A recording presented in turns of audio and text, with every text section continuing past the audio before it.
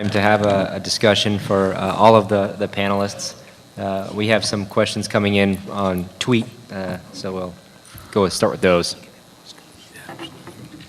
This was a question for Paresh, and the question was, we know about the issue of meaningful use, but who is to initiate the process for meeting these regulations? Is it the physician or the administration? And as it hospital employees, who does the money go to? Well, a lot of that depends on what model you're in. So if you're in a faculty practice model like I am, it's up to the practice administration, it's up to the hospital or to the university to do that. If you're in a private practice setting, whether it's a small group or a large group, it's up to you as the practice entity to actually initiate that process. So that means finding the right EMR, making sure that it's certified and that it's valid, and then signing up, enrolling with CMS. So the process for becoming engaged in the incentive program is to enroll with CMS for the incentive and say that we're now going to start to comply with meaningful use. If you go to the CMS website, there's actually a single click that you can get through that will show you how to get started.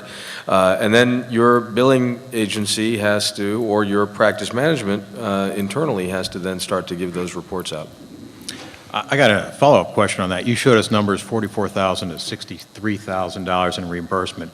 Is that per practice or per physician in that practice? It's per physician in that practice. So and you know, the cost number, Mark put up the 120,000 that was published last year.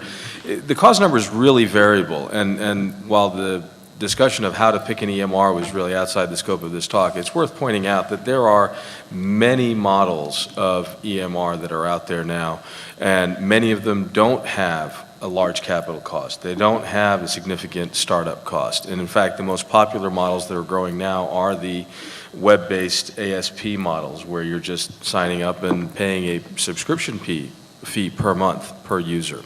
And it's a much more effective way to get started if that's an option for you. So the costs can be variable, and it is worth pointing out that number was not generated as a number to defray the total cost. They picked a target of 80% of the projected cost back in 2008 when the legislation was being considered. So they didn't factor inflation into it. They didn't factor anything else into it. And they said in 2008, if you just went out and bought a reasonably good EMR, it would cost you about $58,000. We're going to pay $48,000 of that. So along with the same lines, question to Dr. Edye, are the ICD-10 codes going to be built into the EHR? They have to be, and if your vendor can't exist if they don't do it. So the answer to the question is very simple. It will occur. How effective it will be, the word I was trying to get was clearinghouse, and the communication between the clearinghouse and the payer is equally as important as the communication between your billing office and the clearinghouse. You know, and they're two-way communications. They have to be tested, and the vendors will do it, but some of the vendors will be better at it than others. So I didn't see Sarah Palin out there, but I got this question. I'm suspicious that quality and outcomes-based improvements will lead to physician-directed rationing of care. I'm directed toward the articles from the STS efforts in New York regarding cabbage. Are my concerns warranted or just a conspiracy theory? Yes. Well, the idea is that they are the bureaucrats, if you will, but the process is trying to shift more of the onus onto the providers to be responsible for quality and outcomes. Does that mean that the physician providers are going to be the ones that determine rationing of care? I don't think so, and I don't think that's going to be the standard by which it gets done, but we are going to have to be much more engaged in the process. That's undeniable. This is probably the best question I see, and that is, how can surgeons influence what's measured by accountable care organizations? For that matter, I'm going to expand it. How can physicians influence what our measures, our quality measures are going to be? I think that's actually the most relevant and germane question. with all due respect to my good friend Ed, the train really has left the barn, and you're not going to, or mixing metaphors, train's on the tracks, and you're not going to derail it.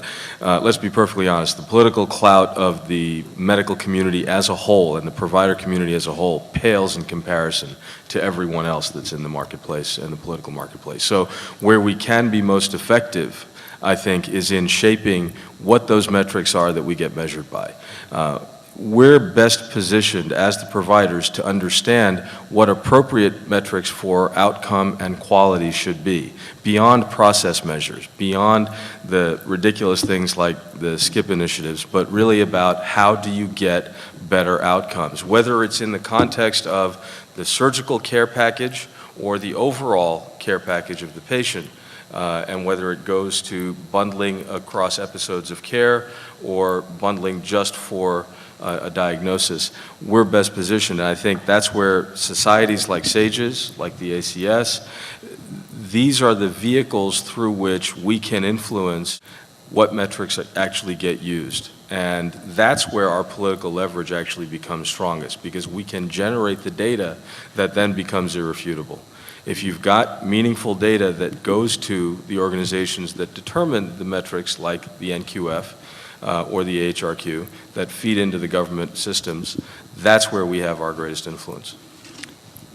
Mark? Just a couple comments on the quality measuring systems. This is really, really huge. First of all, there's such an alphabet soup out there now. It has basically generated its own industry, and these are all rather hidden costs. It's not cheap to collect all this data and to drive quality improvement, but there's also nobody saying, I'm willing to write the check for that. So right now, these are all relatively hidden costs that we're all paying. Second, nobody's thinking yet, and I'm sure there's going to be a lot of research done in this area on what the unintended consequences of a lot of these measurements are. So for instance, in SKIP measurement, if you have a patient who clearly has had a case with a class 4 wound, what's in it for you to not just leave that patient's wound open and let it heal by secondary intention? Because then your wound infection rate is going to be 0 and your numbers are going to be better. Yet most of us would say the patient is better off if we at least give them a chance to heal that wound. And I don't think anybody is thinking about what some of these unintended consequences are. The third point I would make is the people that own the data are going to be the ones with the most influence. And that's where I think the ACS NISQIP program is so critical.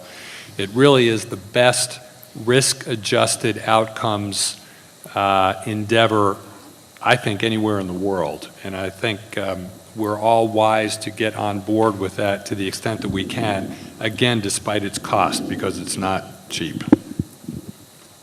Can I ask a question?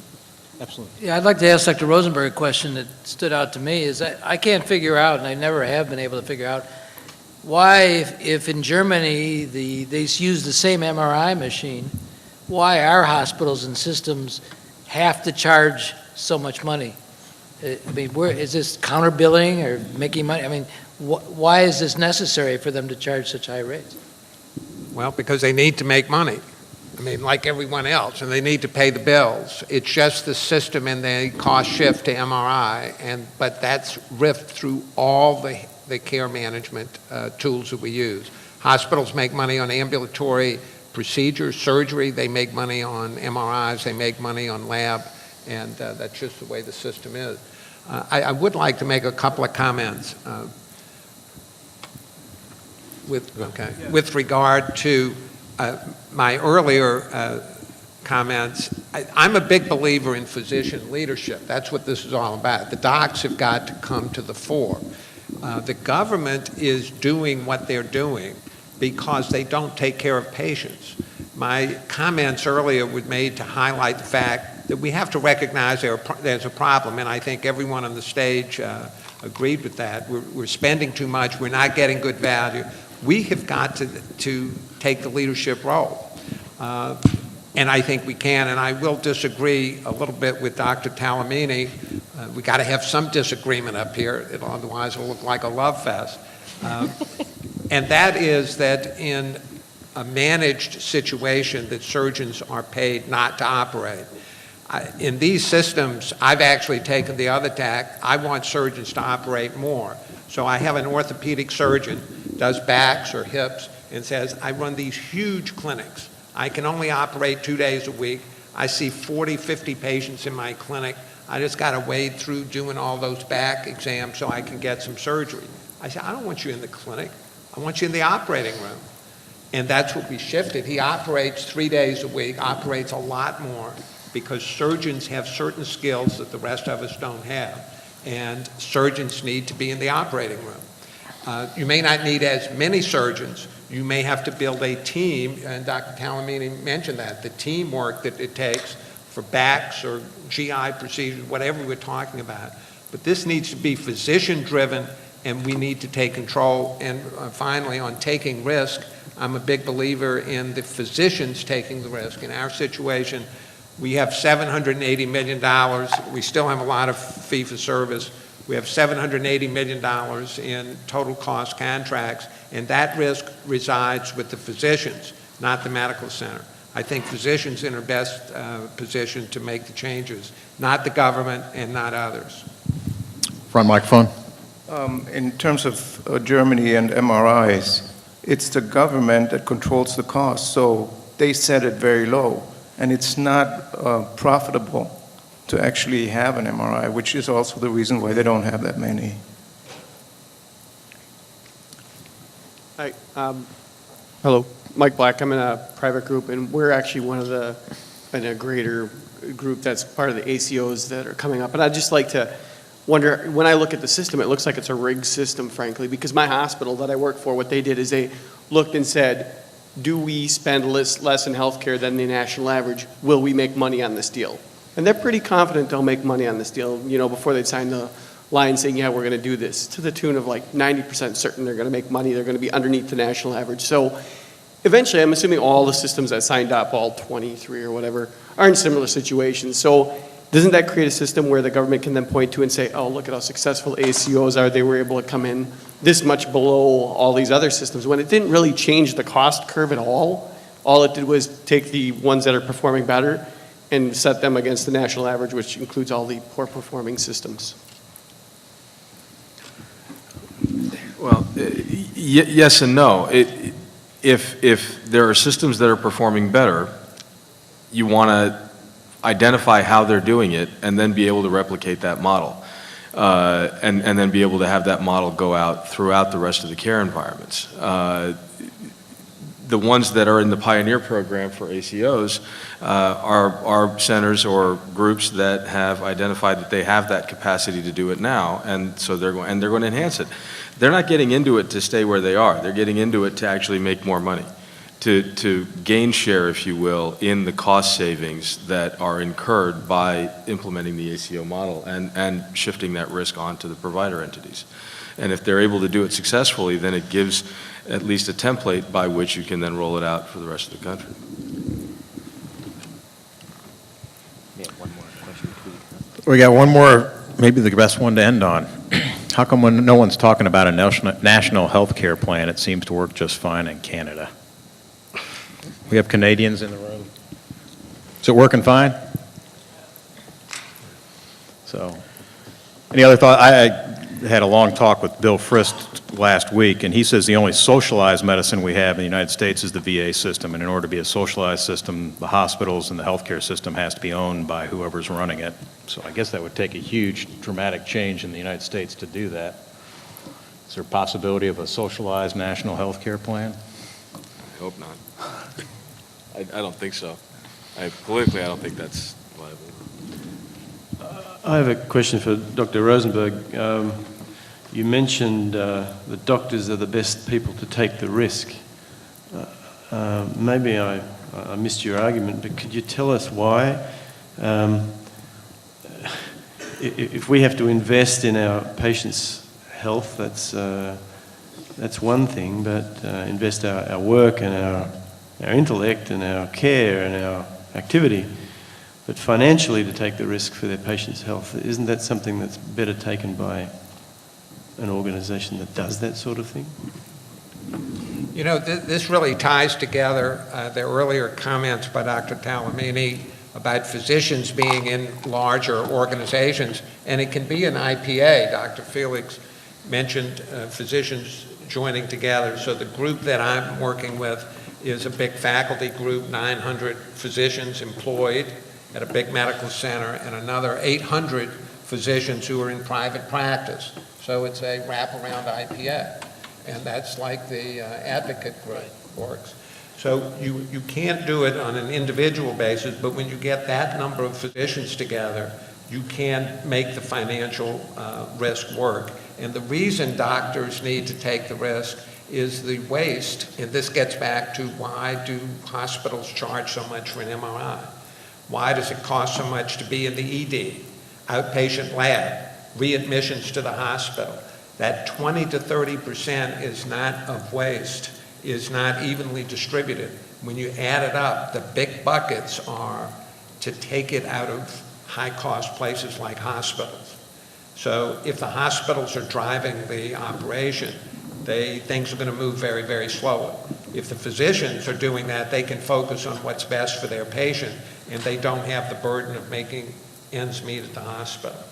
So what's best for the country, I think, I mean, this is an opinion, is for the physicians to step in and take more responsibility and more risk, work with the hospitals, but don't abdicate that responsibility to the hospital networks, who I think will move too slowly. I want to thank everyone for coming. Oh, one more, Paresh. Sorry, not to throw a monkey wrench in the whole equation, but the one thing that we've left out of this discussion is the balance. When we talk about taking financial risk, what we haven't really talked about is the counterpoint to that, which is liability risk. And knowing the court of public opinion and how it has swayed, we all want, everybody, all of our patients and we individually always want the best. We expect the best outcomes, we expect perfect outcomes, and when we don't have them, it's got to be somebody's fault.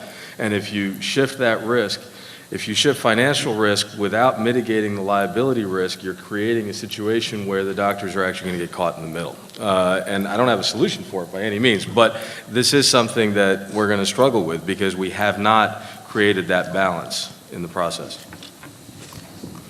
Thank you very much.